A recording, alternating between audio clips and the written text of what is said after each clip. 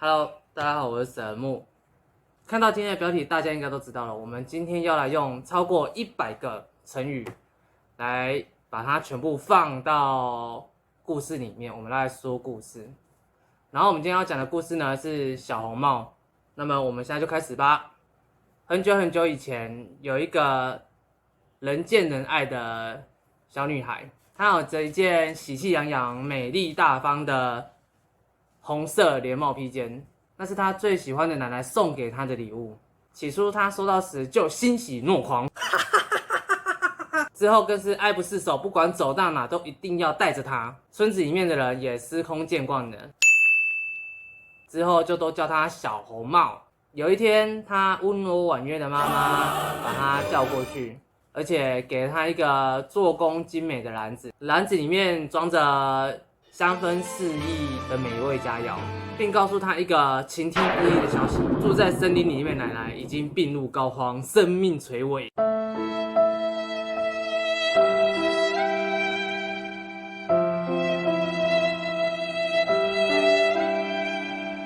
如果可以吃到这些美味可口的食物，一定会大有起色的。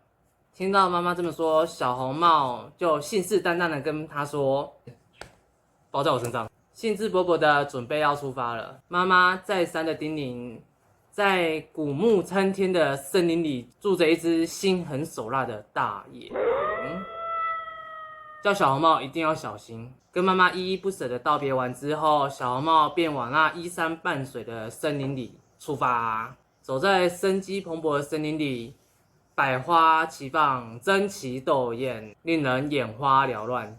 动物们也活泼乱跳的。小红帽喜出望外，不断的被新奇的事物所吸引，玩得乐不思蜀。在路上，小红帽也遇到了德高望重的猎人先生。猎人得知奶奶命在旦夕，也是心急如焚。他也答应了小红帽，工作结束以后一定会即刻出发去探望奶奶。跟猎人先生道别完后呢，小红帽继续往危机四伏的森林深处走去。殊不知，饥肠辘辘、口水直流的大野狼正虎视眈眈地看着他。而大野狼也得知了体弱多病的奶奶已经命悬一线了，决定要捷足先登，先前往奶奶家来个瓮中捉鳖。在守株待兔，等着小红帽到来。接着大野狼就到了奶奶家。奶奶，我是小红帽，我带着山珍海味来探望你啦，请帮我开门。然后奶奶就用有气无力的声音回答：“哦，是小红帽啊，我现在卧病在床，不方便起身，门没锁，你就进来吧。”大野狼便蹑手蹑脚的走了进去。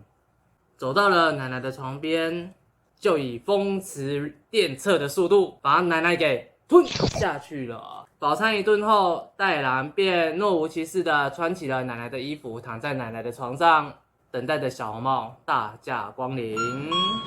不久之后，门外传来了短而急促的敲门声。奶奶，我是小红帽，我带着山珍海味来探望你啦，开门啦！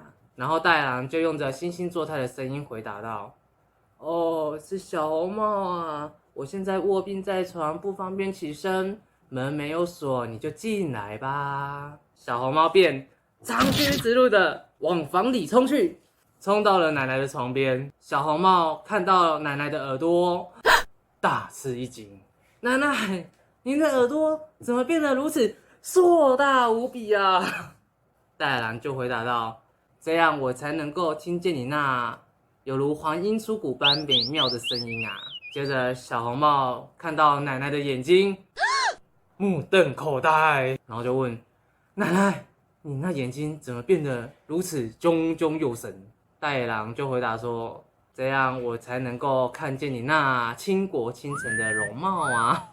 接着，小红帽就看到奶奶的嘴巴手脚发麻，然后就问：“奶奶，你那嘴巴怎么变得如此的高大挺拔？”大野狼就说：“这样我才能够轻而易举的把你给吞下肚啊！”太夸张了，我在干嘛？小红帽吓得魂飞魄散，花容失色啊！话才说完，大野狼就以蚕食鲸吞的气势，把小红帽给吞下去了。大野狼酒足饭饱之后，感到昏昏欲睡，便倒头就睡了。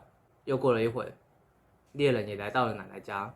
猎人看到奶奶家门户大开，又听见从房内传来了如雷贯耳的打呼声。猎人心想，大事不妙，便快马加鞭的冲了进去。猎人进到了房里，看到躺在床上呼呼大睡的大野狼，猎人悲痛万分，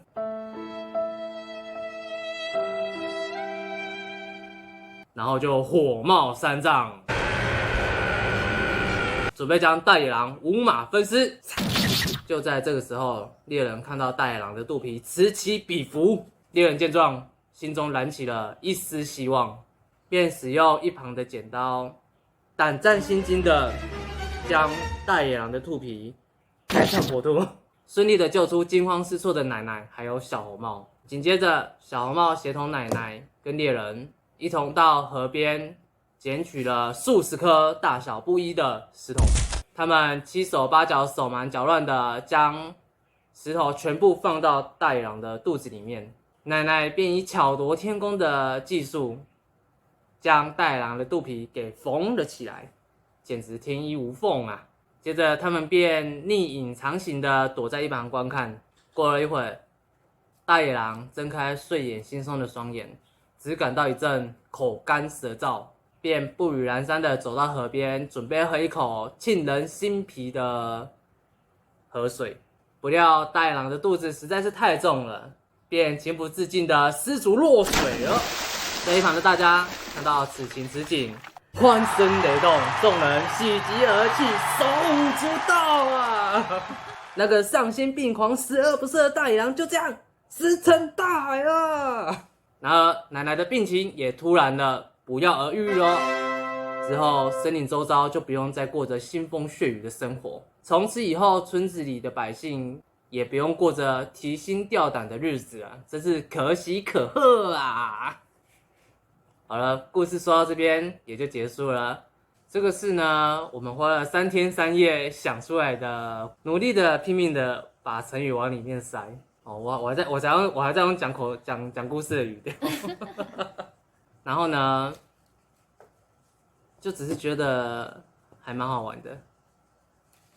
之后如果大家有想要再听我们说故事的话，别忘记订阅我们，然后记得按下小铃铛，这样才可以收到我们最新的讯息。然后有什么想要听的，还是想要看我们做什么呢？也不要忘了在下面留言哦。那么今天的影片我们就到这边咯，大家再见，拜拜。